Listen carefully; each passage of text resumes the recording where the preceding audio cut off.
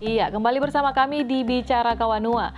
Pak Altin, tadi kan dikatakan bahwa untuk desa sendiri ada dana desa bisa digunakan untuk pembangunan infrastruktur, misalnya bisa juga untuk pemberdayaan. Sebenarnya ini untuk pemberdayaan ini kan bisa menghasilkan pendapatan asli desa begitu ya? Ya, ya. Iya. Nah, apa yang menjadi kendala sampai desa-desa yang ada di Sulawesi Utara misalnya? Karena kayaknya belum ada yang terlalu menonjol ya selain yang tadi dikatakan di Bola Mongondo Timur ya.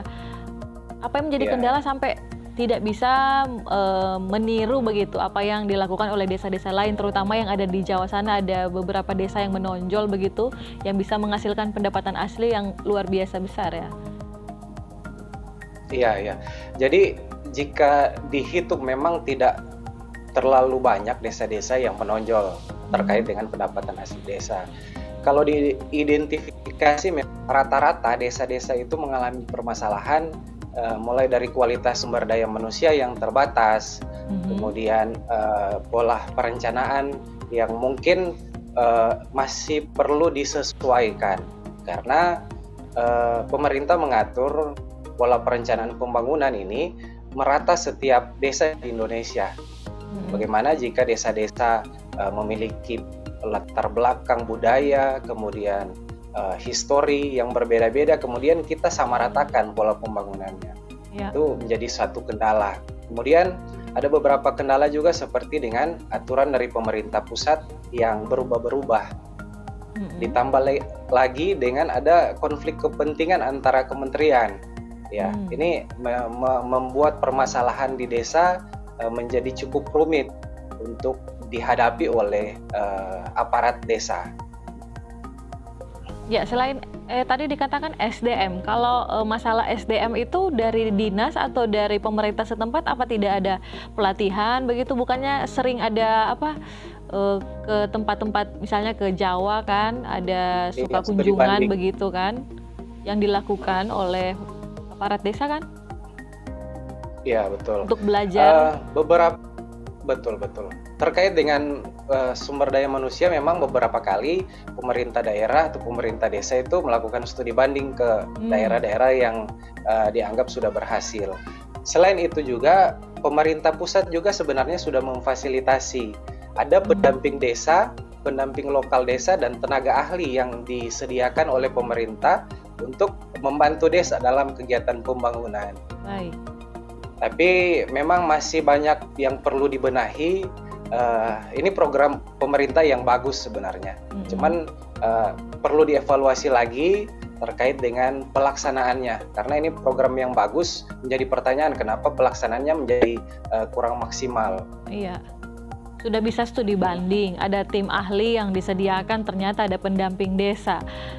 Apakah masalahnya karena anggarannya kurang banyak atau bagaimana, Pak? Sebenarnya kalau dibilang anggaran ini sudah lebih dari cukup, apalagi jika kita hitung dari tahun 2015 sampai dengan tahun 2020 ini 400 triliun yang disalurkan ke desa. Ini luar biasa. Jadi kalau dirata-ratakan setiap desa sudah menerima 7M sampai dengan tahun ini sejak 2015. Kalau dirata-ratakan. Yeah.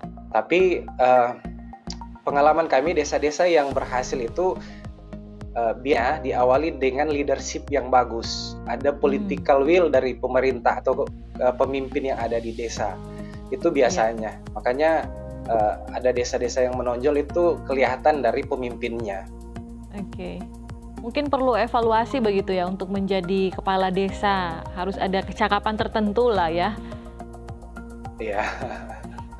Nah, kita tinggal maksimalkan sebenarnya. Ya. Kita tinggal maksimalkan program-program pemerintah yang sudah bagus kita laksanakan, yang kurang efektif kita evaluasi. Kalau dari Dinas Pemberdayaan Masyarakat dan Desa bagaimana wewenangnya? Dinas Pemberdayaan dan Desa berwenang untuk melakukan pembinaan kepada desa. Selain itu, kami juga dari Dinas Pemberdayaan bertugas untuk melakukan penyaluran ADD dan dana desa, kemudian melakukan pengawasan terhadap penggunaan dana desa. Pengawasan itu dapat kita lakukan mulai dari tahap perencanaan, kita melakukan evaluasi terhadap APBDes, Mm-mm. APBDes yang rancangan APBDes yang disusun oleh desa, dievaluasi di tingkat kabupaten. Nah, itu bentuk-bentuk pengawasan dari kabupaten. Oke.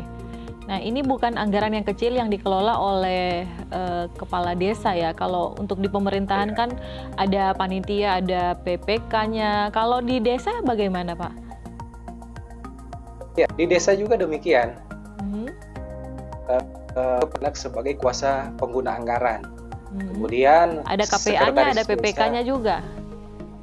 betul. Sekretaris desa menjadi koordinator KPA. Kemudian koordinator PPK, sorry. Kemudian sampai dengan pelaksana kegiatan itu kepala seksi atau kepala urusan atau kepala wilayah yang merupakan perangkat desa. Jadi semua terlibat sebenarnya. Nah, untuk transparansi penggunaan dana desa sendiri bagaimana?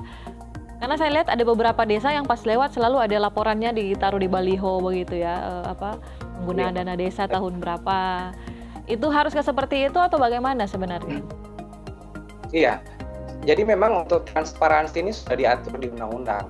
Desa harus mensosialisasikan atau menyampaikan secara terbuka lewat baliho misalnya terkait dengan APBDes. Jadi rencana anggaran selama 1 tahun harus dipublikasikan. Selain itu, pertanggungjawabannya juga itu harus dipublikasikan. Jadi ada baliho terkait dengan APBDes dan ada baliho terkait dengan pertanggungjawaban APBDes. Itu wajib berarti Pak ya? Wajib, setiap desa wajib. Minimal baliho atau selebaran begitu untuk seluruh masyarakat desa? Iya, minimal baliho ditampilkan di tempat-tempat umum yang mudah terjangkau oleh masyarakat.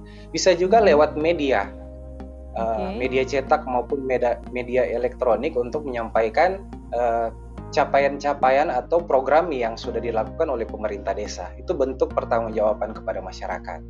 Oke, lalu apakah pertanggungjawaban yang disampaikan oleh pemerintah desa ini sudah cukup mumpuni? Lalu siapa saja yang harus mengawasi laporan keuangan dari pemerintah desa? Kita bahas setelah yang satu ini. Tetap bersama kami di Bicara Kawanua.